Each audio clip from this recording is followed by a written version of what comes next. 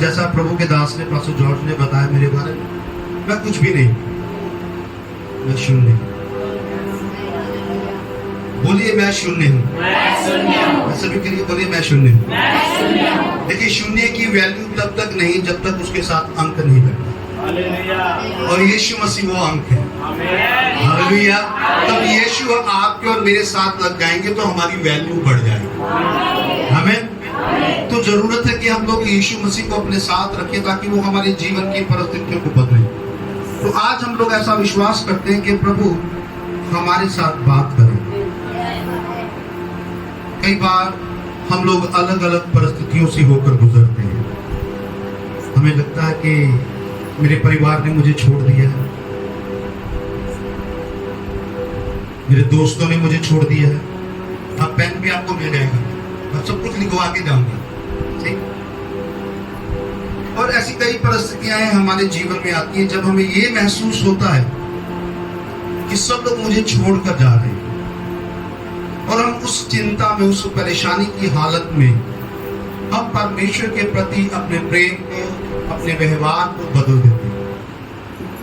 और हमें ऐसा महसूस होता रहेगा 1 दिन, 2 दिन, 1 साल, 2 साल, 5 साल तक कि मैं अकेला हूं और मेरी सहायता करने के लिए कोई भी नहीं।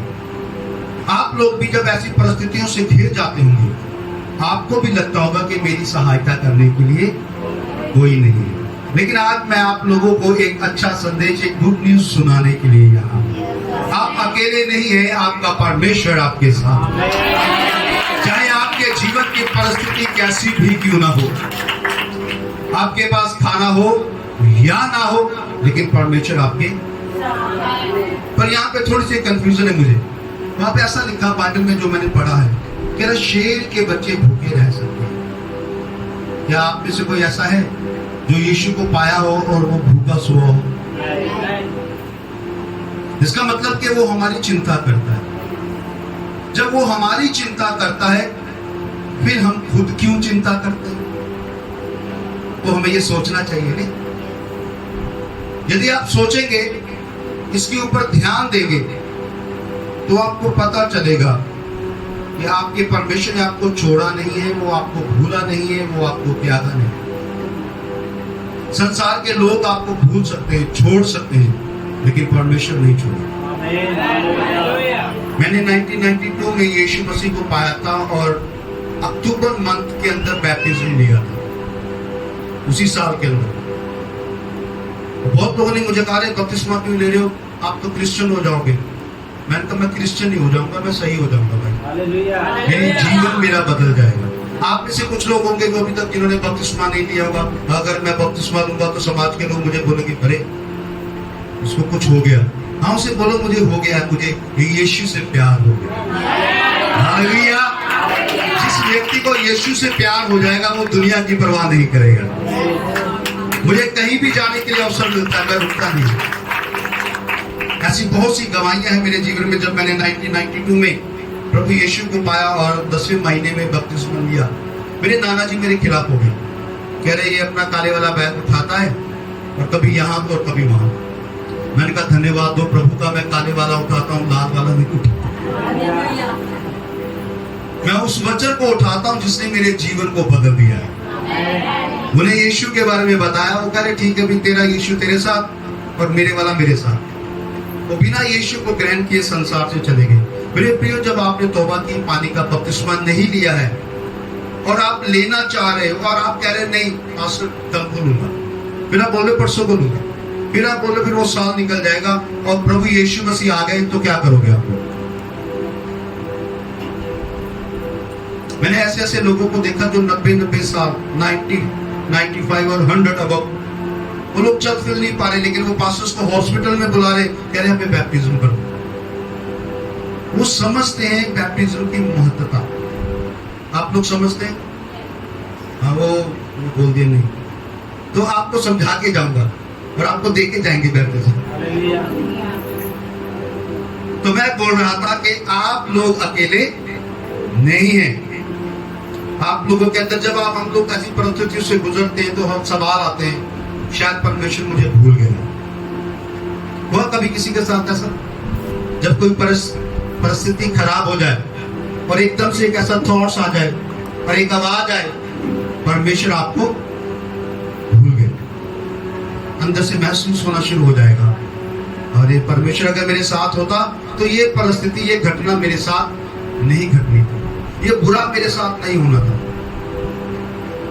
एक बार मैं और मेरी वाइफ, हम लोग बाइक से सेवकाई के लिए जा रहे थे और बस ने हमें टक्कर मारी और मेरे घुटने में चोट लगी।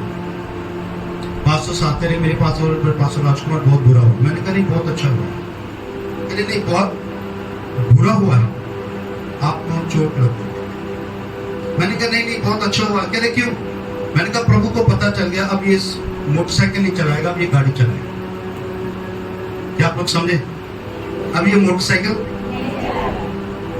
कह रहे ऐसे कैसे? कह रहे फिर थोड़ा दिमाग में भी चोट लगी होगी, यहाँ से दिमाग सटक गया होगा इस आदमी का।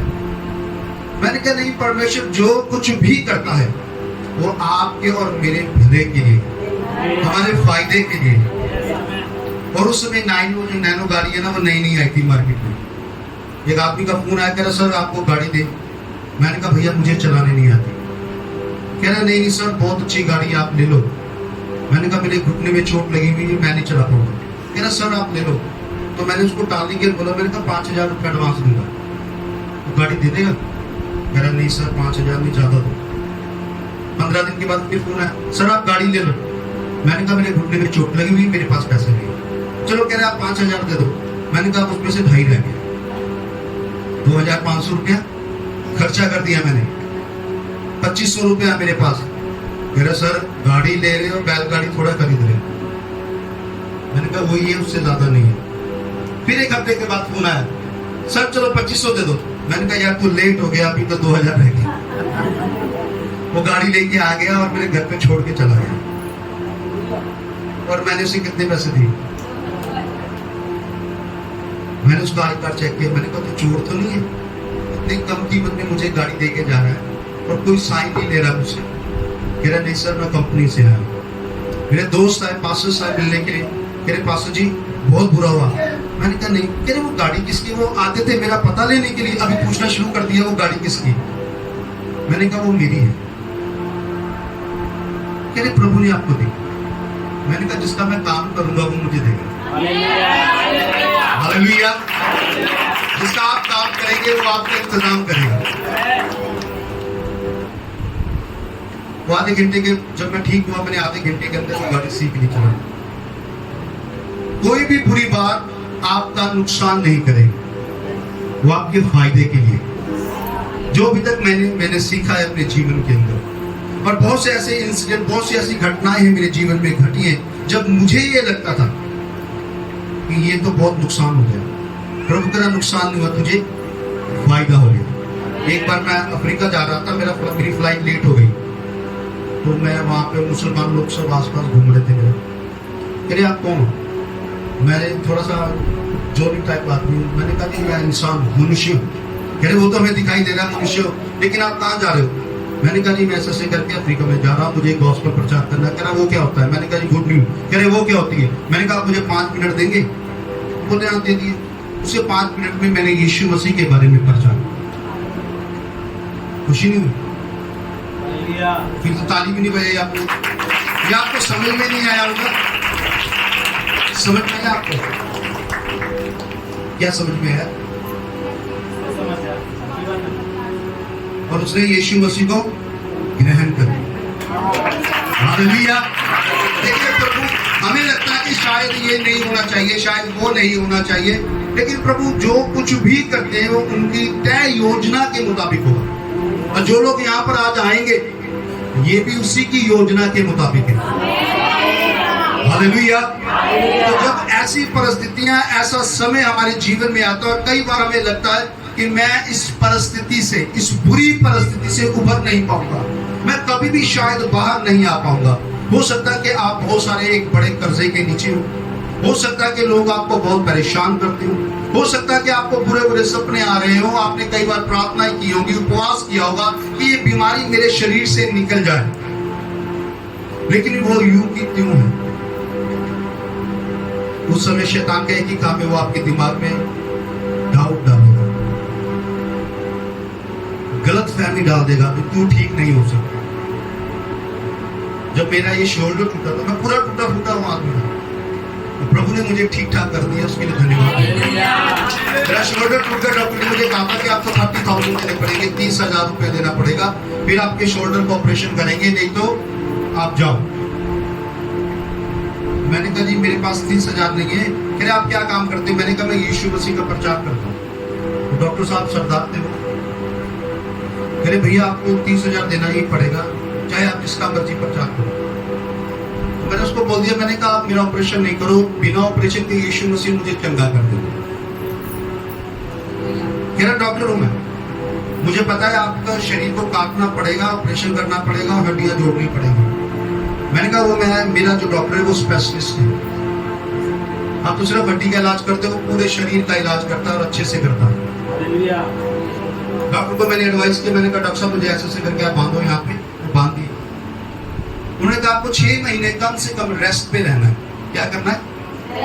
कितने महीने? 6 महीने तक आपको क्या करनी है?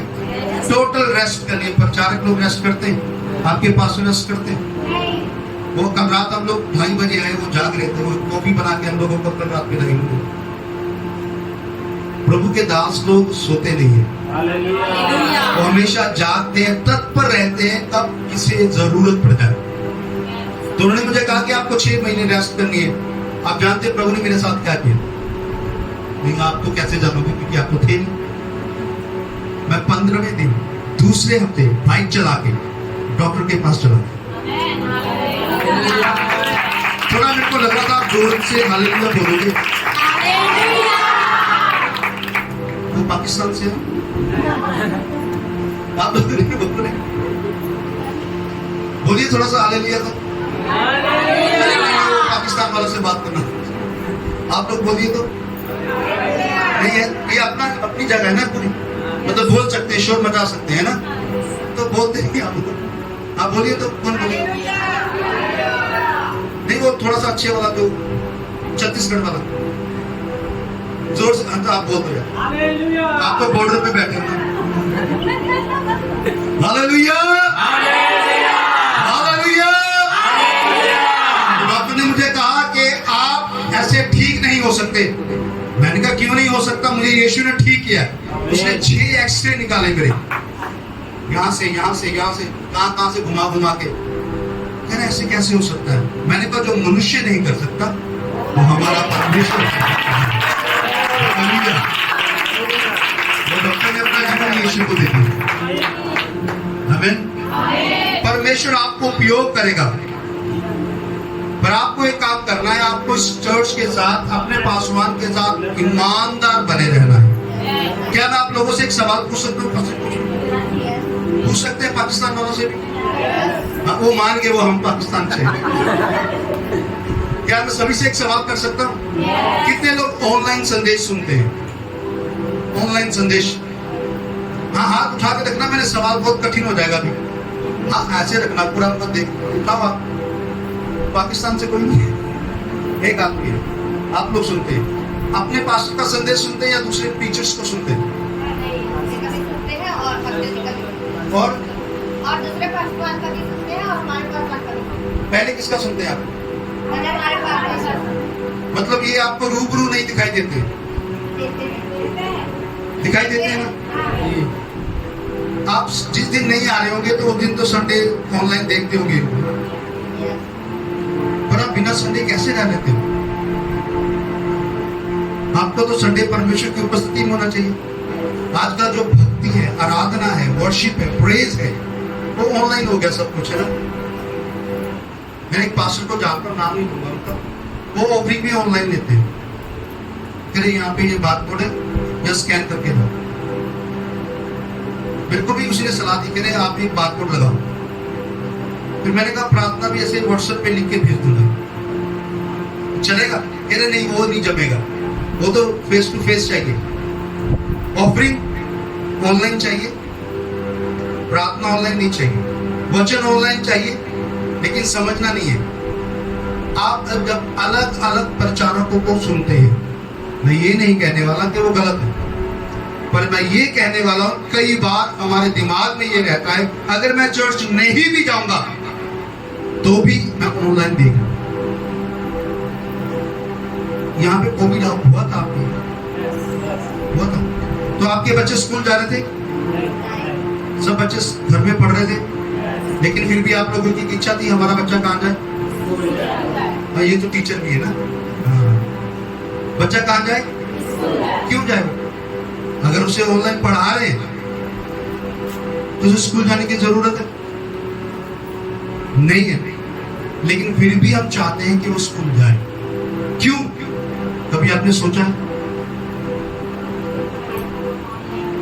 क्योंकि वो पढ़ाई के आड़ में कार्टून देखता होगा ना, मम्मी को बोलेगा फोन दे दो, होमवर्क है, मम्मी बोलेंगे बेटा ये लो।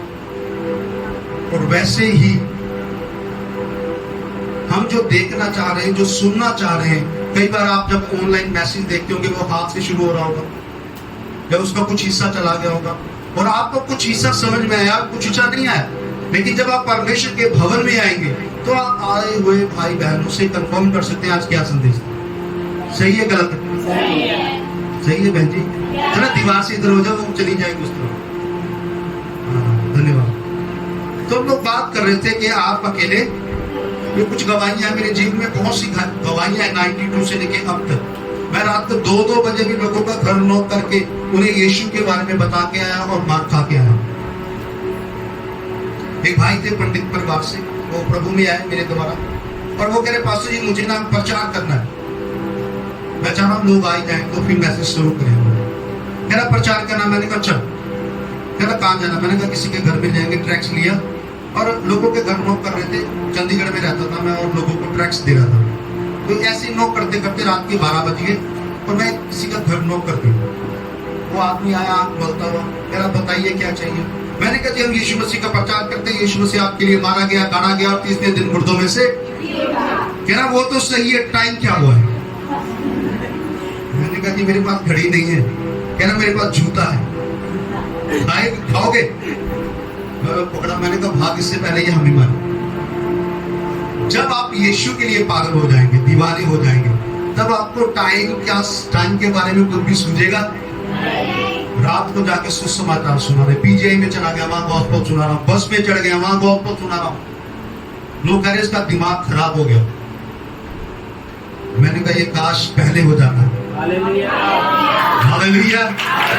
92 से कहीं पहले हो जाता तो कितना काम प्रभु का कर देना था मैंने। आज लगातार बिना रुके लोगों को सुसमाचार सुनाना और लोगों को प्रभु के घर में लेके आना, हमारा ऐसा दर्शन, हमारा ऐसा बोध, ऐसा हमारा मन होना चाहिए। हमें लगता है कि बहुत विरोध है। अगर आप बाइबल पढ़ने वाले लोग हैं, पहली शताब्दी की जो कलीसिया थी वहां पे बड़ा विरोध था। देखिए जहां पर विरोध होगा ना, ध्यान से सुना, जिस जगह पर विरोध होगा डेवलपमेंट वहीं पर। अगर विरोध नहीं हुआ ना तो चर्च नहीं बढ़ेगा। मेरे द्वारा एक परिवार प्रभु में आया, उनके घर में जाता था। जब भी मैंने उनके घर में जाना, तो उनका सबसे छोटा बेटा था, वो मुझे देख के बर्तन उठा के फेंकने शुरू कर देता। कभी यहाँ फेंक रहा बर्तन, कभी वहां फेंक रहा। तो मैंने एक दिन से पूछ के, मैंने कहा भाई बर्तन के साथ मेरा कुछ हिसाब किताब है पुराना? कह रहा नहीं। मैंने कहा वो क्या मैग्नेटिक फील करता है, कुछ अपने आप हवा में उड़ते हैं? कह रहा नहीं, मुझे आपका चेहरा नहीं देखना, अच्छे बंदे नहीं। मैंने कहा इतना हैंडसम बंदा हूं मैं, आप मुझे कह रहे चेहरा नहीं देखना। कह रहा नहीं नहीं आप मेरे घर पे मत आया करो। मैंने कहा मुझे रीजन तो बता। कह रहा आप यीशु का प्रचार करते हो। फिर तो मैंने कहा मैं रोज आऊंगा। कह रहा आप जब भी आओगे तब मैं बर्तन उठा के फेंकूंगा। मैं 1 साल जाता रहा, वो 1 साल बर्तन गिराता था। मैंने उसको एक दिन मजाक में कहा, मैंने कहा तेरे तो बर्तन भी टूट गए। कह रहा नहीं मैं और लाऊंगा, लेकिन आपको यीशु की बात नहीं करने दूंगा। यहाँ जानते क्या हुआ? 3 भाई 2 बहनें प्रभु में आ गए। तीनों भाई अभी पास्टर्स हैं। जो बर्तन उठा के गिराता था, मैंने उससे पूछा भाई हाँ अब? कह रहा माफ कर दो। हालेलुया। अभी वो पूरा परिवार, और उनका चर्च मेरे चर्च से बड़ा है। एक जगह मैं और था, चंडीगढ़ के अंदर मैं लोगों को जब सुसमाचार सुनाता था तो बच्चे, लड़कियां, औरतें, बहनें सब आस-पास आके बैठ जाते थे। एक लड़का आता था, उसी का भाई, कह रहा ये लड़का सही नहीं है, इसका कैरेक्टर अच्छा नहीं है। जब देखो तब आस-पास कौन बैठा है? लड़कियां, औरतें। ये केवल यीशु मसीह ही को सुनाता है। मैंने कहा तू भी बैठ, तेरे को भी सुनाओ। कह रहा मुझे नहीं सुनना है। मैंने कहा विश्वास करने पर, कह रहा नहीं करना है। मैंने कहा मर जाएगा। कह रहा मर जाने दो, यीशु को नहीं मानूंगा। आज वो बंदा बाइबल उठा के प्रचार कर रहा है। मुझे महसूस होता रहा कि मैं अकेला नहीं हूं, खुदावंद मेरे साथ। एक बार मुझे मैसेज मिला कि आपको 15 दिन का क्रूसेड करना है पाकिस्तान के। मैं बड़ा खुश। मैंने कहा लोग विदेश जाऊंगा, प्रचार करूंगा, यीशु का नाम ऊंचा करूंगा। और मैं दिल्ली पहुंचा पैसे के अंदर। जो वो मैसेज थी वो मेरी तो हाइट थोड़ी सी अच्छी है, तो पूरा झुके जाना पड़ता है अंदर, पूरी तार वार लगी हुई थी। तो जब वहां पे गया तो मैंने कहा जी, कह रहा आपको पाकिस्तान क्यों जाना है? मैंने कहा मुझे यीशु का प्रचार करना है। कह रहे आपको पता है पाकिस्तान मुस्लिम कंट्री है? मैंने कहा बिल्कुल पता है। कह रहे आपका नाम तो राजकुमार है। मैंने कहा जी बिल्कुल मैं राजकुमार, कोई शक? वो थोड़ा देखने लग गया मुझे। कह रहा शक नहीं है, मुझे एक सवाल करना है। मैंने कहा पूछिए। कह रहा आपका नाम राजकुमार है। मैंने कहा बिल्कुल है। आप एक मुस्लिम कंट्री में जा रहे हो? मैंने कहा जी बिल्कुल ठीक है। आप यीशु का प्रचार क्यों कर रहे हो? मैंने कहा जी आपके पास 5 मिनट है? तो सोच के बोला हाँ बैठो, आपको कॉफी पिलाता हूँ। मैंने कहा बन गया। 5 मिनट में मैंने एम्बेसडर को यीशु के बारे में प्रचार किया। उसने मुझे वीजा तो नहीं दिया, लेकिन अपना जीवन यीशु को दे दिया। हालेलुया। पूरा सिक्योरिटी मेरे पीछे था। ये बंदा अंदर गया क्या करके आया? फिर उन्हें यीशु के बारे में बताया, उन्होंने भी अपना जीवन यीशु को दे दिया। आपको ये लग रहा होगा ये तो बहुत आसान है, नहीं। आपने ये कितने साल क्या सीखा है वो निकलेगा अंदर से। वो चीजें लोगों के साथ बात करेगी, वो बातें हैं उनके जीवन को बदल देगी। मैंने कहा मैं पाकिस्तान जाऊं या ना जाऊंगा, तू यीशु के पास तो जरूर जाए। ऐसे कई घटनाएं मेरे साथ घटी हैं। मैं जब अफ्रीका के लिए जा रहा था, वहां एम्बेसडर ने मुझे वहां भी रोका। उस समय कोविड की फर्स्ट वेव थी। यार आपको कोविड से डर नहीं लगता? मैंने कहा जी नहीं। कह रहे वो मास्क लगाओ। मैंने कहा गवर्नमेंट कहती मुंह बंद करो। वो मास्क लगाने के लिए, हटान लगाने के लिए नहीं बोल रहे, वो क्या कर रहे हैं? मुंह बंद करने के लिए बोल रहे हैं। तो कह रहे आप कोविड के अंदर आप गॉस्पेल कैसे प्रचार करोगे? मैंने कहा उनके साथ। वो मेरे मुंह की तरफ देख रहे, वो कह रहे हम अगर आपको परमिशन ना दे तो। मैंने कहा मैं आपको प्रचार करूंगा। उसने लेटर देखा जिसने मुझे बुलाया था, उसको बुला दिया उसने। कह रहा पागल आदमी को लेके आ रही है। कह रहा सर ये थोड़ा इसका दिमाग हिला हुआ है, अगर आप इसको नहीं जाने दोगे तो ये आपको सुनाएगा। जाओ जाओ लेके जाओ। जाने जाते जाते मैंने उसको सुना था। कीनिया में गया, वहां भी एम्बेसडर ने मुझे रोका, उससे भी गॉस्पेल सुनाया। गॉस्पेल सुनाने के लिए कभी भी शर्म मत करो, बेशर्म हो जाओ। मैं तो ऐसे बोलता हूँ, क्या हो जाओ? वो कह रहे आप तो इंडिया से आए हो, इंडिया के सभी लोग ऐसे। मैंने कहा सब नहीं है, जो क्रिश्चियन मसीह लोग हैं ना वो ऐसे हैं, वो सब पागल हैं। मेरे सच में, मैंने कहा बहुत बड़े पागल हैं। मैं छोटा पागल हूँ, वो बड़े पागल हैं।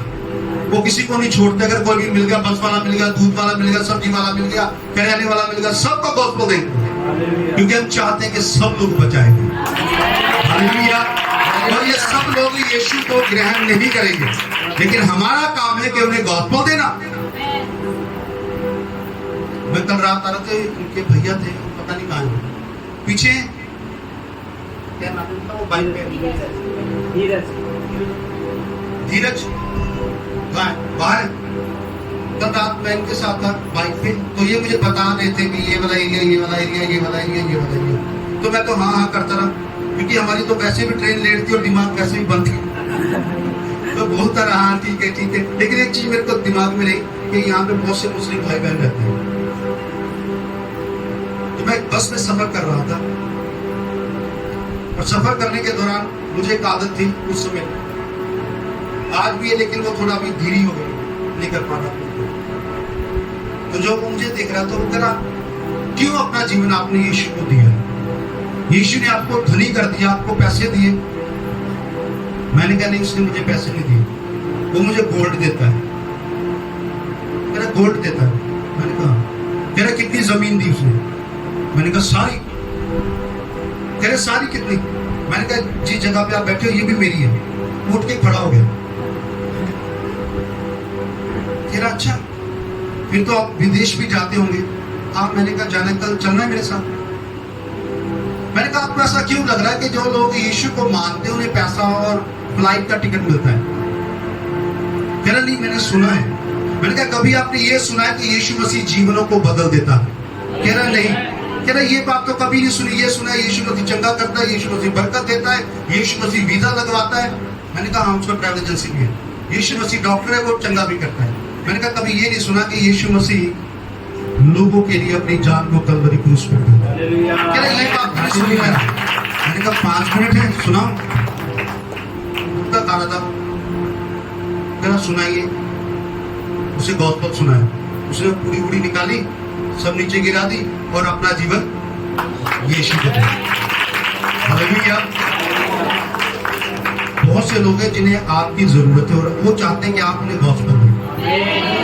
पर अगर आप ये महसूस करें मैं तो अकेला हूं, मैं गरीब हूं, मैं बेचारा हूं, मेरा तो कोई सहारा नहीं है, फिर तो कोई भी आपकी सहायता नहीं करेगा। लेकिन अगर आपको ये पता चल जाए, यशायाह की किताब उसका 43 वर्ष 2, यशायाह की पुस्तक उसका 43 अध्याय उसका 2 वचन अगर आप मेरे लिए पढ़ दो।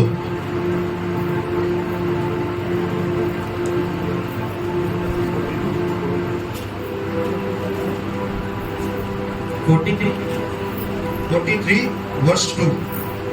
जब तू जल में होकर जाए मैं तेरे संग रहूंगा। अब सुनिए अभी क्या बोल रहे हैं वो। तब मैं तेरे संग रहूंगा और जब तू नदियों में होकर चले तब वे तुझे डुबा ना सकेगी। जब तू आग में चले तब तुझे आँच ना लगेगी, उसकी लौ तुझे ना जला सकेगी। क्योंकि मैं यहोवा तेरा परमेश्वर हूँ, इज़राइल का पवित्र मैं तेरा उद्धार करता हूँ। तेरी छड़ौती में मैं मिस्र को और तेरे बदले मैं कूश और सबा को देता हूँ। कोई और पढ़ सकता है मेरे लिए? थोड़ा थोड़ा पढ़ना है, जहाँ पे कोमा लगा होगा, फुल स्टॉप होगा, वहां पे रुक जाना। जब तू जल में होकर जाए। हाँ, कहाँ जाए जी? जल। ऐसे करो, जल में होके जाए। जल में होकर। थोड़ा जल कैसे करता है वो दिखाओ तुमको। हाँ वो देखो, जल ऐसे ही होता है। ऐसे ऐसे करिए तो बेटा करो, बड़ा महसूस करो, गर्मी कम लगेगी। समझ लो जल में हो। हाँ, जब तू कहाँ होके जाए? जल में होकर जाए मैं तेरे संग संग रहूंगा। हालेलुया। परमेश्वर कह रहा है वो आपके संग रहेगा। जब आप कहाँ से निकले? जल से। अब यहाँ पे नदी तो नहीं आसपास, चर्च के बाद आप सब भाग जाओ। हाँ भागो भागो, यीशु मसीह नजर आएगा। वो ऐसे नहीं आएगा। वो कह रहा यदि आप जल से होके निकलेंगे तो वो आपको डिबो ना सकेगा। हालेलुया। हालेलुया। उस समय आप फूल की तरह हो जाएंगे, क्योंकि वो खुद जल में चलेगा। बेटा तू यहाँ, तेरा वजन कम लग रहा है, देख तू आ जा।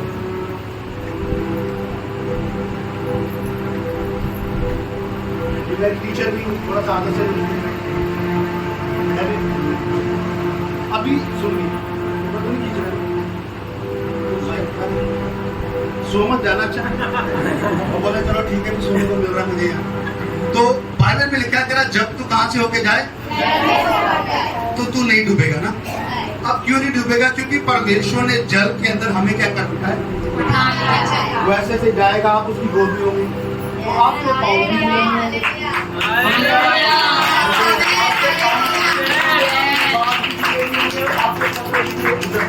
आपके कपड़े भी गिरे होंगे, क्योंकि वो आपको जल में क्या करेगा? आके रखेगा। हालेलुया।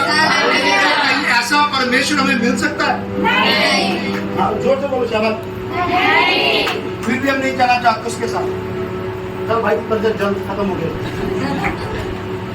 आगे क्या लिखा है? और जब तू नदियों में होकर चले। हाँ, तभी तुझे ना डुबा सकेगी, जल नदियां कोई भी तुझे डुबो नहीं सकेगी। फिर आगे, जब तू आग में चले, जब तू आग में, यहाँ पे रुक जाते हैं। अभी मुझे यहाँ का कल्चर ज्यादा मालूम नहीं है छत्तीसगढ़ का, लेकिन जितना मुझे समझ में आता है, कुछ जगह ऐसी होती है जहाँ पे वो नंगे पाँव दौड़ाते हैं ना। जैसे ये मान लो ये जगह है, वो दौड़ते जाते हैं, फिर दौड़ के आ जाते हैं, वो पता नहीं क्यों। शायद मुझे ऐसा लगता है, उनको ये लगता है कि ऐसा करने से हमारी जो परिस्थितियां हैं वो बदल जाएंगी। ऐसा लगता है उनको कि हमारी प्रार्थनाएं सुनी जाएंगी। लेकिन वो उसके ऊपर दौड़ने के लिए नहीं कह रहा।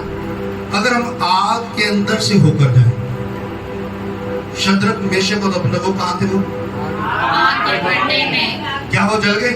नहीं, बाल, नहीं, कपड़े, नहीं, सफेद ड्रेस, नहीं, काली कमीज, नहीं, बूट, नहीं, ये खरीदने के लिए बोल रहा हूँ। नहीं बोलते जा रहे। कुछ भी जला नहीं, नहीं, एक चीज जली उनकी। रस्सियाँ, हालेलुया। हालेलुया। क्या जल गई उनकी? रस्सियाँ। अब रस्सी से बांध कर उन्होंने क्या किया था? उसे आग में डाल दिया। तो परमेश्वर ने रस्सियों को जला दिया, लेकिन अपने लोगों को जलने नहीं दिया। हालेलुया। वो परमेश्वर आपके साथ, वो आपको डूबने नहीं देगा, वो आपको जलने नहीं देगा। आगे, जब तू आग में चले तब तुझे आंच ना लगेगी और उसकी लौ तुझे ना जला सकेगी। उसकी लौ भी आपका कुछ नहीं बिगाड़ सकती। आमेन। माँ से जलाते ना हम लोग, वो थोड़ी सी लौ निकलती है। अगर आप लोग उसको ऐसे पकड़ दो तो हाथ थोड़ा सा जल जाता है। ऐसा भी आपके साथ नहीं होगा। आमेन, आमेन, हालेलुया। हालेलुया। हालेलुया। क्योंकि आप किसकी गोद में हो? परमेश्वर की। ऐसे करो, थोड़ा सा हाथ गोद वाला बनाओ। मांगने वाला हाथ ही बनाना, प्रभु दे दे। उठाने वाला बनाना। आमेन। हाँ, किसकी? जबरदस्त तरीके से ना। और प्रभु क्या करते हैं? मुझे अपनी गोद में रखें। जब आप उसकी गोद में होगे तो आप अपने जीवन के किसी भी क्षेत्र में अकेले नहीं हो। आमेन, हालेलुया। वो हर समय, हर परिस्थिति में आपको उठा के रखें। Praise the Lord। एक बार हम लोग कहीं जा रहे थे, मीटिंग खत्म करने के बाद मेरे स्कूटर के अंदर से पेट्रोल चला था। तब सेवकाई में नए हम लोग सेवकाई शुरू की। तो मेरी बाइक धक्का लगा रही थी और मैं स्कूटर खींच रहा था। मेरे बच्चे उस स्कूटर पर बैठे हुए थे। मैंने ऊपर को मुंह किया, मैंने कहा प्रभु, अगर कोई मुझे पूछे कि आप तो यीशु का प्रचार करते जो आशीष देता, तो आपकी आशीष कहाँ है? तो मैंने कहा प्रभु मैं क्या बोलूंगा, मेरे लिए तो बड़ी दिक्कत हो जाएगी। एक आदमी आया, भाई यामा था उसके पास, और मैंने उसको कहा भैया थोड़ा पेट्रोल मिल जाएगा मुझे, आगे पेट्रोल पंप है वहां पे डलवा दूंगा। कह रहा कितना चाहिए? मैंने कहा इतना दे दो मुझे, बहुत इनफ। कह रहा बोतल? मैंने कहा है। पाइप? मैंने कहा वो भी है। मैंने उनको दिया, उसने इतना, फिर इतना, फिर इतना, 2 लीटर की पूरी पेट्रोल के साथ वो बोतल भर दी। मैं अंदर से कुछ पैसे बच गए, धन्यवाद। नहीं, पर मुझे पैसे देने थे, पास्टर हूं ना, तो अच्छा नहीं लगता ऐसा। तो कह रहा पेट्रोल डालो। मैंने डालना शुरू किया। अभी ज्यादा समय नहीं लगा, वो पेट्रोल खत्म हुआ। जब मैंने मुंह ऊपर किया, मैंने ना बाइक देखी ना आपने देखी।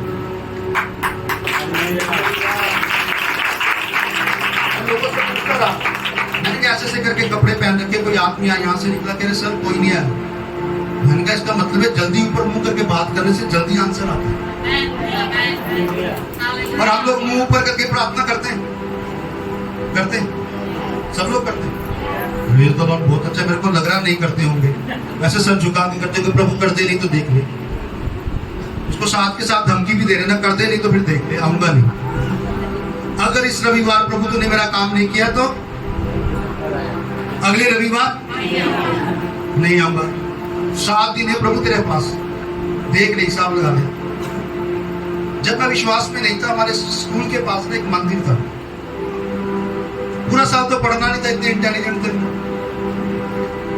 तो जब एग्जाम आने वहां चले जाना, ₹1.25 का बहाना दूंगा, पूरी सेवा करके कभी का लगा के जो भी आज बंदा धर्मी बन गया है, आज मैं एग्जाम लिखूंगा।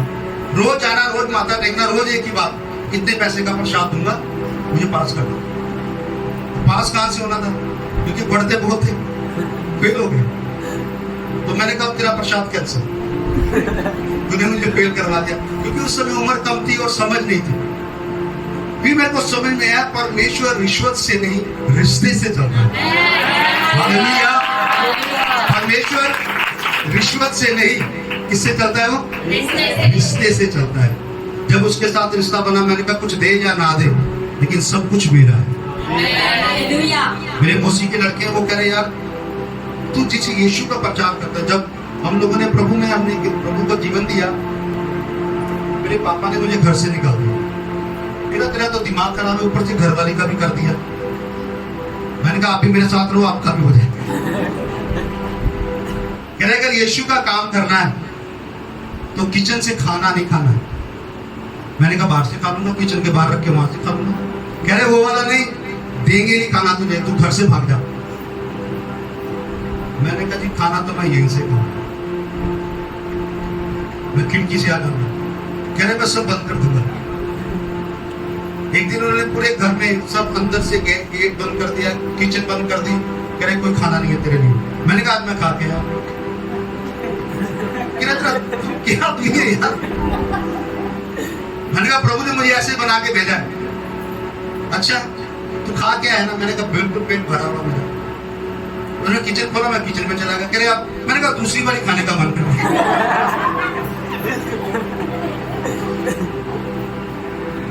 वो कह रहे अगर यीशु को मानना है तो मेरे घर में तेरे लिए जगह नहीं।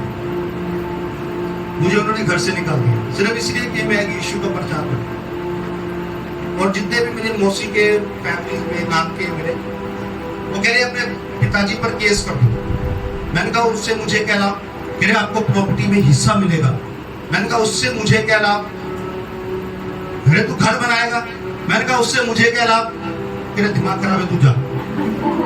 मैंने कहा मुझे केस नहीं करना है।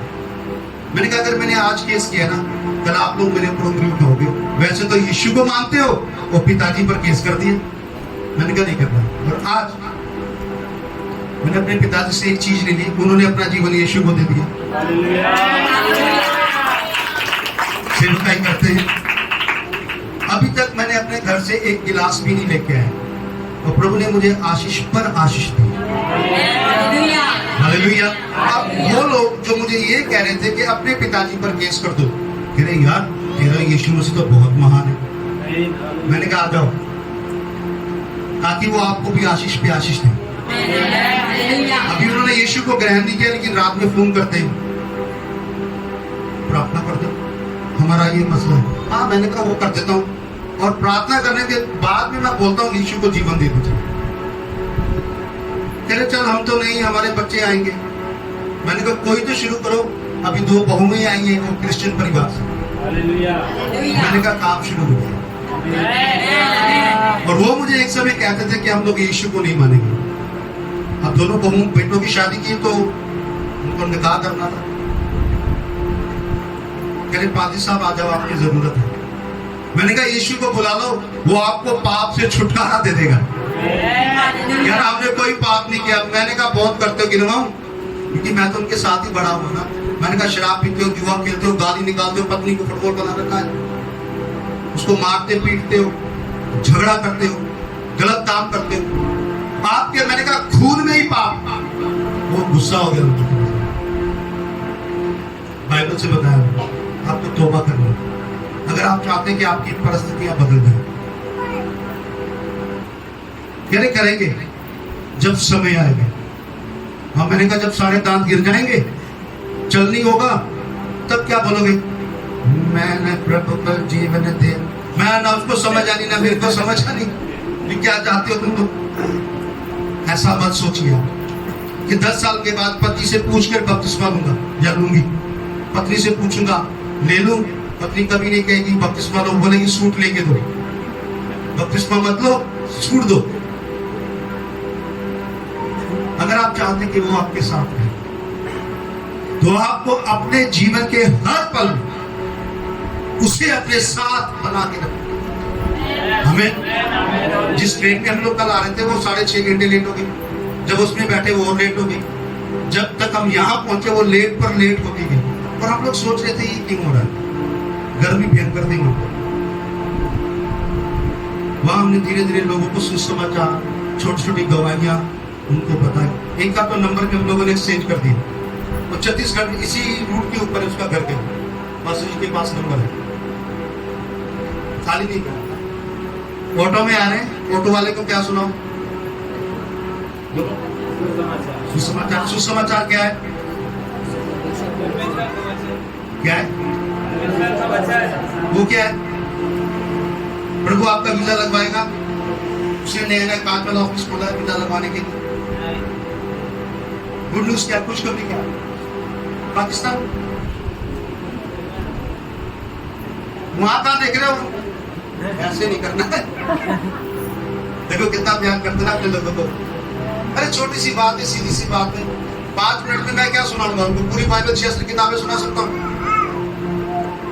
गुड न्यूज क्या है? सुसमाचार क्या है? यीशु का पैदा होना, उसका मरना और जी उठना और दोबारा से फिर वापिस आना। हालेलुया। ये गुड न्यूज है। और हम में से कितने लोगों को ये पता ही नहीं। मालूम साथ जानकारी पूरी है, लेकिन ये नहीं पता कि ये गुड न्यूज है। मैंने किसी से पूछा, मैंने कहा बहन जी गुड न्यूज क्या है? वो कह रही कल को वहां पे बंदगी है, वो गुड न्यूज है। परसों को कह रही वहां पर बंदगी है, वो गुड न्यूज है। मैंने कहा इसका मतलब है आपको अभी तक यीशु के बारे में पता ही नहीं। पागल तो तब होंगे ना जब आपको गुड न्यूज का पता होगा, खुशखबरी का पता होगा। अभी वो कह रहा कि कोई भी चीज आपको जला नहीं सकती, दबा नहीं सकती। जब मेरे पिताजी ने मेरे साथ ऐसा किया तो सब लोग आए कह रहे बहुत बुरा हुआ। मैंने कहा नहीं अच्छा है। उस समय मेरे पास से भी कम आधा होगा एक कमरा था। वो मेरा बेडरूम था, वो मेरा किचन था, वो गेस्ट रूम था, वो सिटिंग रूम था। पास आते थे हम लोग नीचे सो जाते थे, एक ही कमरा। और उसके अंदर कमाल की चीज पता क्या था? पूछो क्या था? उसमें खिड़की नहीं थी, सिर्फ एक दरवाजा था और पंखा था, वो भी कभी चलता था अपनी मर्जी से बंद हो जाता था। उस कमरे से निकाल के परमेश्वर हम लोगों को एक बढ़िया घर में देगा। ये मेरे को तब समझ में आया जब मैंने बाइबल में से इब्राहिम के बारे में पढ़ा। जब वो अपने घर से निकला तो परमेश्वर ने इब्राहिम को आशीष दी। हालेलुया। जब आप लोग अपने घर से निकलकर परमेश्वर के घर में आते तो परमेश्वर आपको आशीष देगा। यदि आप कहें नहीं सब कुछ ऑनलाइन देख लेंगे तो फिर इब्राहिम अगर होता तो। मैं सोच रहा था एक दिन वैसे, अगर उस समय सेल्फी ट्रेंड में होती तो क्या होता? आपका नाम क्या है? संतोष सोना। आधा नाम बताओ। संतोष। संतोष जी। अगर मान लीजिए मूसा की जगह भाई संतोष होते और ये सब लोगों को निकाल रहे होते और इनके हाथ में मोबाइल होता तो ये क्या करते? रुक जाओ एक सेल्फी ले लेते, याद है हम लोग लाल समुद्र क्रॉस कर रहे हैं क्योंकि किसी का नाम नहीं दे सकते। तो लाल समुद्र क्रॉस करने के लिए एक फोटो, फिर वो आग का खंभा उसकी एक फोटो, फिर वो स्टेटस पे लगाने वाला चक्कर। सुबह सुबह सब लोग लगाते हैं ना, व्हाट्सएप पे लगाते हैं, आप लोग भी लगाते होंगे। कोई मत ऐसे बोलना यस लगाते ना। स्टेटस का मतलब क्या? क्या आप लगा रहे हो उससे लोग आपका स्टेटस जानते हैं कि आप कैसे हो। समझ रहे आप? नहीं समझे? समझ गए? पाकिस्तान वाले सब कुछ लोग तो टूटे हुए दिल वाले वो गाने लगा देते हैं वहां पे। चर्च में तो जा रहे हैं, वो टूटा हुआ दिल है, गजले लगा रहे हैं, उससे पता चलता है कि आपका स्टेटस क्या है। क्या समझ पा रहे हो? कुछ लोग कविता लिखते हैं वहां पे, तो वो पर जरूरी है कोई कवि होगा। यहाँ पे आके अन्य भाषा से भर रहे हैं, बाद में पता चला मोहम्मद रफी का गाना लगा हुआ। मेरे को ये बात समझ में नहीं आ रही भाई। कई बार मैंने सोचा है ऐसा क्यों होता है, लोग क्यों करते हैं? मेरे को ऐसा लगता है लोग भावनाओं में बह जाते हैं। उनको लगता है कि एक काम संसार में होनी चाहिए और एक परमेश्वर के साथ। ऐसे कैसे होगा? अगर परमेश्वर खींचेगा तो फट जाओगे बीच से, अगर वो खींचेगा तो आप फट जाओगे। आप ना तो यहाँ के रहे, वो क्या बोलते हैं वो कहावत मैं बोलूंगा नहीं, वो धोबी वाली कुछ ऐसी कहावत है ना, वो वाली हो जाएगी, वो सही नहीं है। अगर आप चाहते हैं कि आप अकेले ना हो, एक वचन और पढ़ेंगे इसी का 41 अध्याय 10 वचन। मत डर क्योंकि मैं तेरे संग हूँ। हाँ, यहाँ पे क्या लिखा है? मत डर। नहीं, ऐसा नहीं लिखा है, मेरी वाली बाइबल में लिखा है रोज डर। क्या करो? रोज डर। बहन जी क्या करो? मत डर। नहीं, मेरी बाइबल में लिखा है रोज डर। क्या करो? रोज डरो। क्या करो? इनको तो कोई भी कहीं भी ले जाएगा। क्या लिखा है वहां पे? मत डर। अगर पति पीट रहा है तो क्या बेलन उठा ले? अगर पड़ोसी विरोध कर रहा है कि चर्च नहीं जाना तो क्या करना है आपको? मत डर। पुलिस वाला आके बोला क्रिश्चियन हो, नहीं जी मैं नहीं, आज आपको लेके चलता हूँ, रविवार चर्च लगता है, ये पास इसको पकड़ो। हाँ, ये तो आए थे लास्ट टाइम। ऐसा करेंगे आप लोग? पाकिस्तान वाले बोलते हैं उर्दू में जवाब दे दो, नहीं करेंगे ना, क्योंकि हम लोग यीशु से प्रेम करने वाले लोग हैं। हालेलुया। उसके लिए मरने के लिए भी तैयार है। कुछ लोगों के दिमाग में सवाल चल रहा, पास्टर अगर आप पे बीते तो क्या होगा? मैं बताता हूँ क्या होगा। एक बार मैं कहीं मीटिंग में गया, मीटिंग में आने के बाद मैं सीधा घर आ गया, तो ड्रेस चेंज कर रहा था, एक आदमी आया दौड़ा पास्टर जल्दी करो। मैंने कहा क्या हो गया भाई, जल्दी क्यों करो? कह रहा मेरी बहन में दुष्ट आत्मा आ गया, आप आ जाओ। मैं भी भावनाओं में बह गया। मैंने कहा चलो, एक सॉक्स और थी, चप्पल और थी, उसके घर चला गया, उसके लिए प्रार्थना की और उसका छुटकारा हुआ। उसके पिताजी आ गए, आप आ जाओ, आपका और मेरा हाइट ऑलमोस्ट सेम है। पास्टर जी को बुलाऊंगा तो थोड़ा दिक्कत हो जाता है।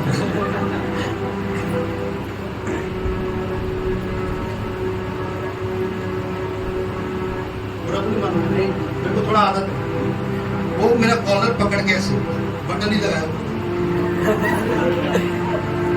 शायद इसलिए बुलाया। वो मेरा कॉलर पकड़ के उसने ऐसे धक्के देके ना मेरे को कहा निकल मेरे घर से। कह रहा मेरे घर में यीशु का प्रचार नहीं होगा। मेरी बेटी कह रहा मरती है तो मर जाए। मैंने कहा वो नहीं मरेगी, वो तो ठीक हो गई। कह रहा मुझे तू नहीं चाहिए, तू निकल मेरे घर से। अपने घर से, जैसे ये घर है उनका, बाहर तक जो हम लोग रात एंटर किए, वहां तक वो मुझे धक्के मारता और माँ की बहन की गालियां निकालता रहा और एक ही काम बोलता रहा, मुझे यीशु मेरे घर में नहीं चाहिए। और धक्के, अभी इतनी लंबी चौड़ी हाइट है मेरी, और वो इन्हीं की हाइट से थोड़ा सा कम रहा, पास जितना हो सरदार। कह रहा मुझे नहीं चाहिए। हाँ मुझे भी। मैंने कहा क्या करना है यहाँ, क्या आप मुझे कौन सा कॉफी पिला रहे हो? कह रहा नहीं मुझे यीशु नहीं चाहिए। आज वो बंदा अपना जीवन यीशु को दे चुका, वो भी, उसकी बेटी भी, उसका बेटा भी। अभी बेटा इटली में है, अभी पूरा परिवार छोड़ जाते हुए। मैंने एक हिसाब लगाया, ये कैलकुलेशन लगाई, जो बंदा मेरे खिलाफ है ना, प्रभु से पकड़ लेता है। हालेलुया। नहीं क्यों बोला आपने हालेलुया? अभी सब लोग मेरे खिलाफ हैं। जो लोग मेरे खिलाफ है प्रभु ने पकड़ लेता है। मैं ऑनलाइन एक मीटिंग कर रहा था, हमारा ऑनलाइन चर्च चल रहा था अमेरिका में। तो किसी ने किसी बहन को मैसेज किया मेरे बारे में, उसने मुझे देखा नहीं था। मेरा पास्टर राजकुमार के पास ना काला इलम है, जानते हैं आप काला इलम? जादू पूरा वो करता है। मुझे किसी ने बताया, मैंने कहा मेरे को तो जादू नहीं आता भाई। कह रहा मैं इसके लिए पास्टर के लिए व्रत रखूंगा, फास्टिंग करूंगा 3 दिन, और चौथे दिन वो हॉस्पिटल में एडमिट होगा। वो मेरे को ट्रांसलेशन करके बता रहे, पास्टर जी आपके लिए उपवास रखा जा रहा है। मैंने कहा किस बात, अच्छी चीज के लिए? वो करे नहीं, हॉस्पिटल भेजने के लिए। मैंने कहा हॉस्पिटल मुझे क्यों भेजेगा? कह रहे वो कह रहा कि आपके पास ना वचन सही नहीं सुनाते आप। मैंने कहा प्रभु से माफ करें, उसे आशीष दे। 5 दिन के बाद एक संदेश आया, वो बंदा हॉस्पिटल में एडमिट। आप लोग तो नहीं ऐसा करते, अच्छे लोग हो ना। हाँ ये पड़ोसी अच्छा नहीं है, आज इसके लिए उपवास करके प्रार्थना करते हैं। ये इसने रेफ्रिजरेटर नया खरीदा है, वॉशिंग मशीन खरीदी है, नहीं खरीदनी चाहिए, मुझे खरीदनी चाहिए, मैं प्रभु में। जेलसी तो नहीं करता, जेलसी करते हैं आप। मुझे पता है आप ऐसे बोलते ना, जब मुस्कुराते हो तो समझ में आता है कुछ गड़बड़ है। वो दाल काली होती है ना, कुछ ऐसा करके कुछ कहावत है। अब वो कह रहा है कि मत, ये आपने कई बार पढ़ा होगा है ना। कभी ऐसा हुआ कि आप रात में जा रहे हो, अकेले हो और आपको डर लग रहा, तो सब लोग बोले नहीं, आप कैसे लोग डरते नहीं?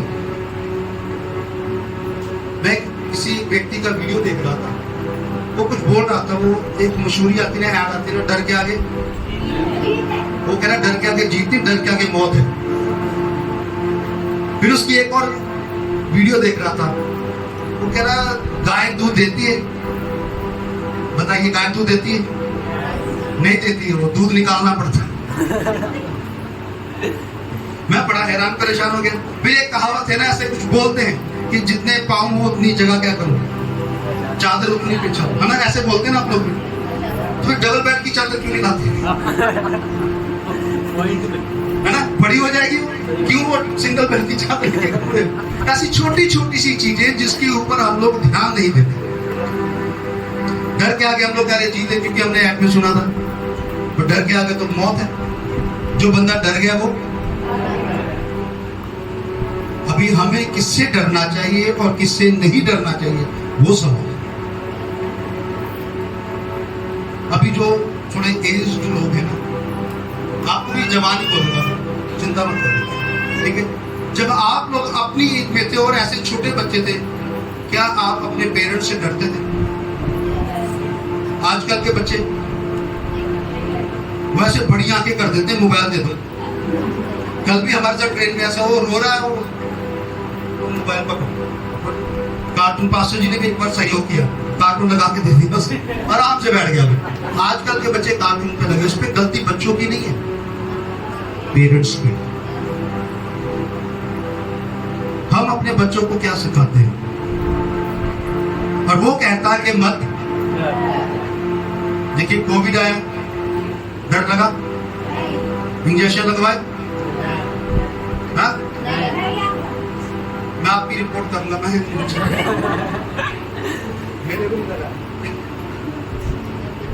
लोगों के अंदर डर आ गया। कोई बीमारी हो जाती है किसी को, हम लोग जल्दी किसी के घर भी नहीं जाते, क्यों? वो बीमारी मुझे हो जाएगी।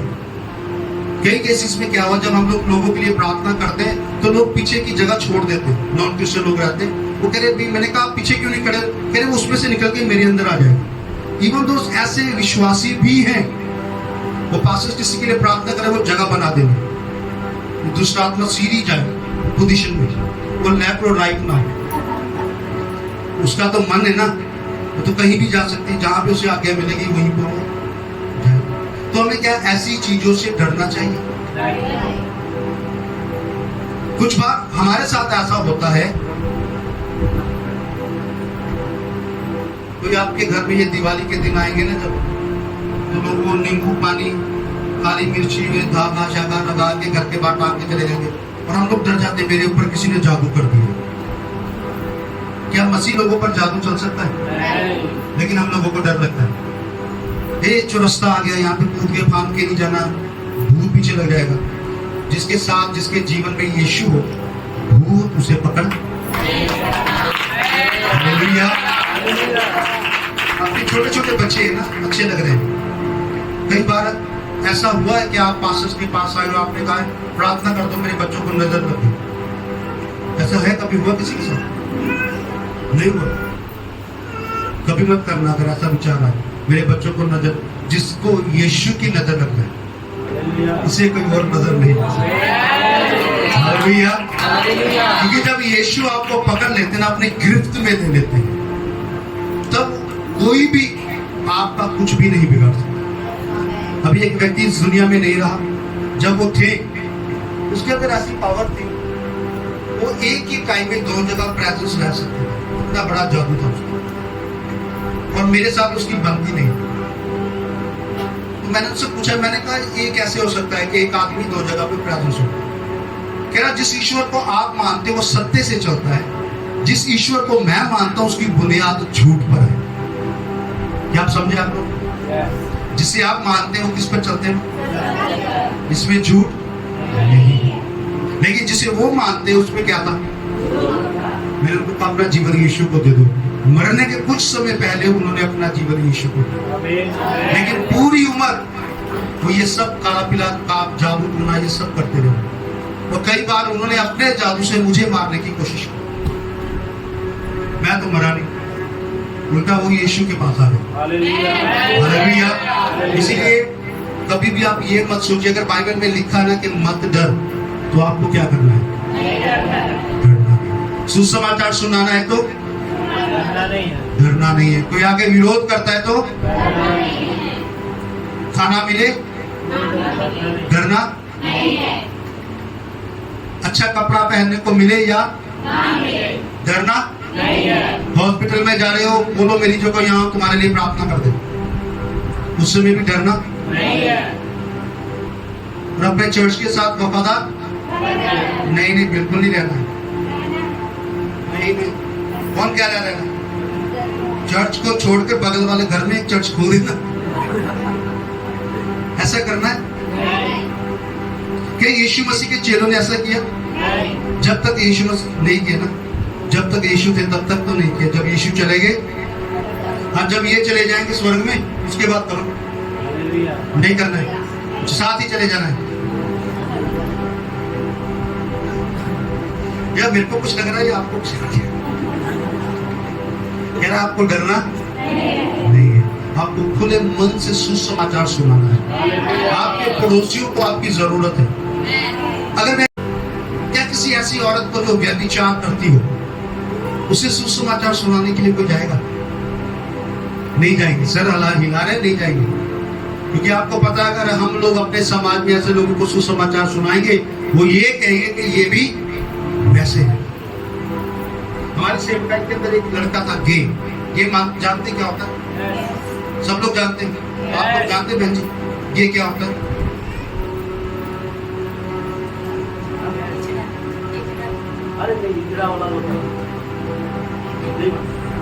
ये वो होता है जो लड़का लड़की के साथ शारीरिक संबंध बनाता, शादी करता। तो ये वो व्यक्ति था, तो उसे चर्च के लोगों ने रिजेक्ट कर दिया था।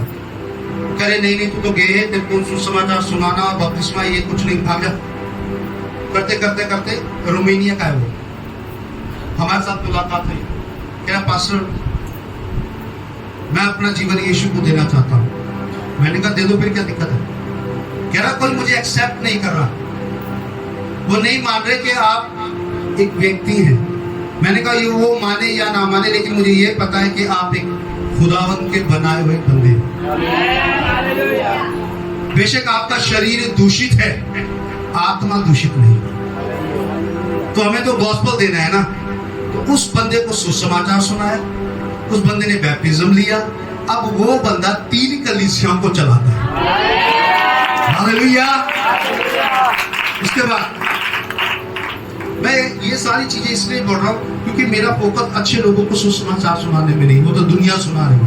बीमार लोगों को मैं नहीं सुनाता, क्योंकि सब लोग सुना रहे हैं। मेरी कोशिश है मैं उन लोगों को सुसमाचार सुनाऊं जिन्हें कोई नहीं सुना। पॉर्न वीडियो, जो गंदी वीडियो होती है ना, हम लोग सुनते हैं, कुछ लोग तो छुप छुप के देखते हैं। वो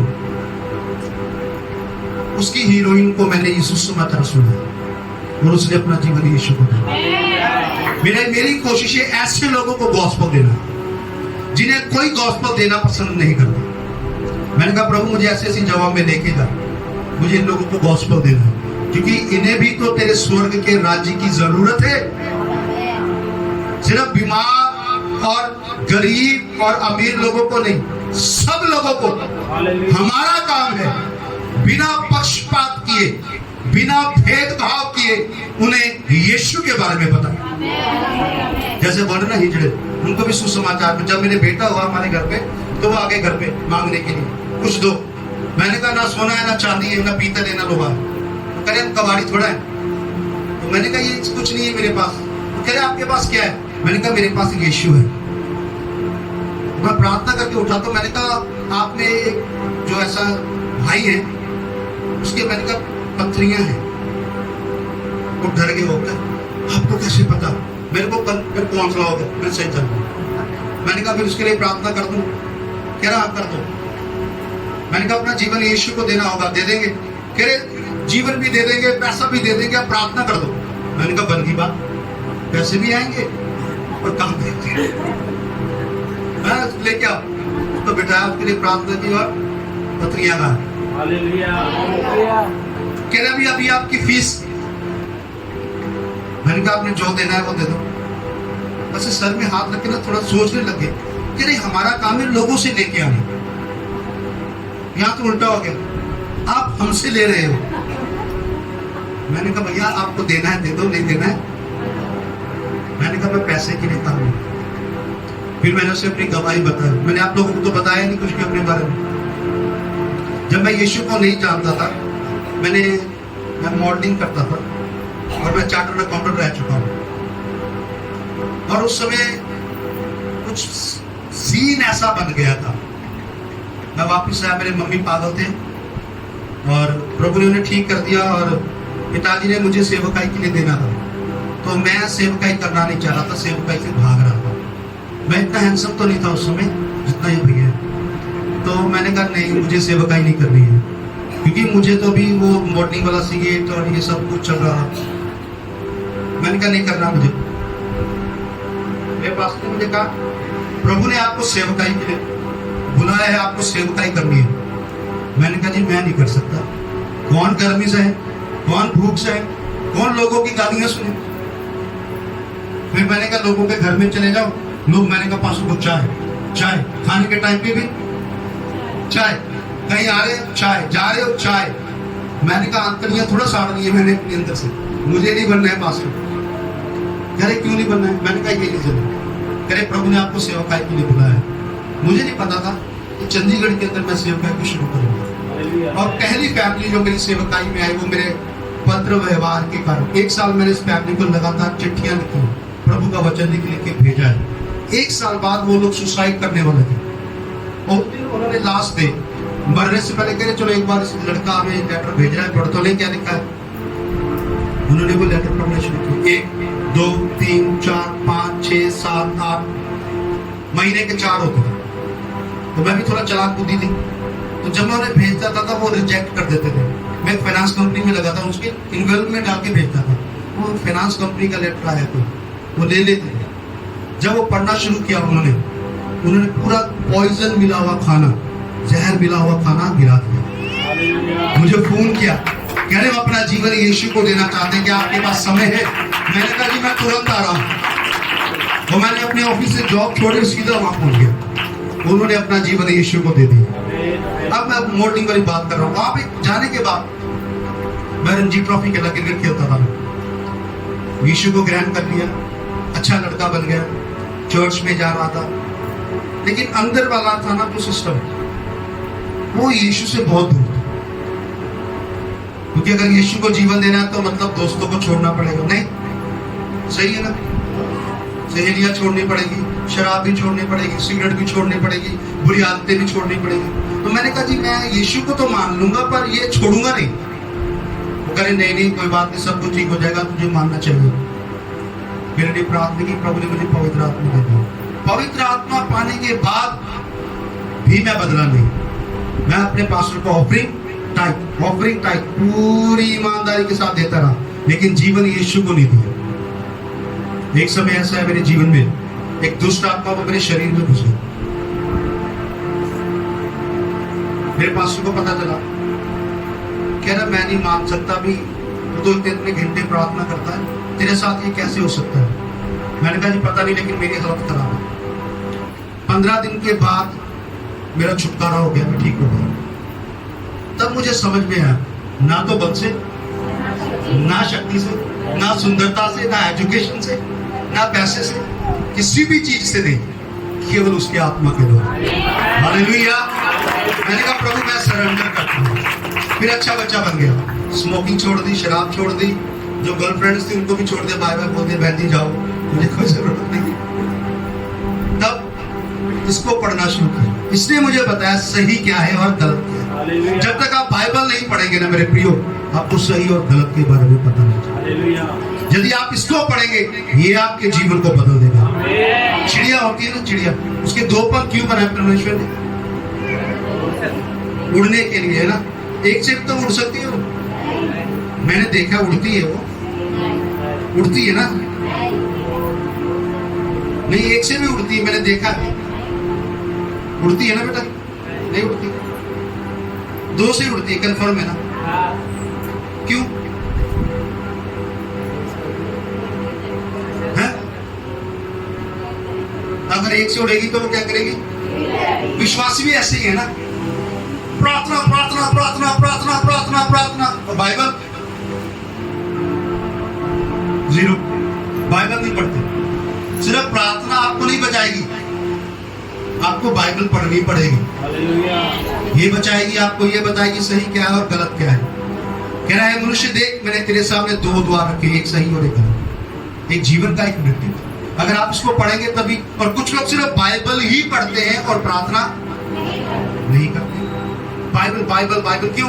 क्योंकि उनको दिखाना है कि हम पास्टर से ज्यादा ज्ञानवान है, हमारे पास बहुत नॉलेज है। नहीं, आपको प्रार्थना और बाइबल दोनों को बराबर लेवल पर रखना होगा, तभी आप एक अच्छी हाइट तक उड़ सकते हैं। आमीन।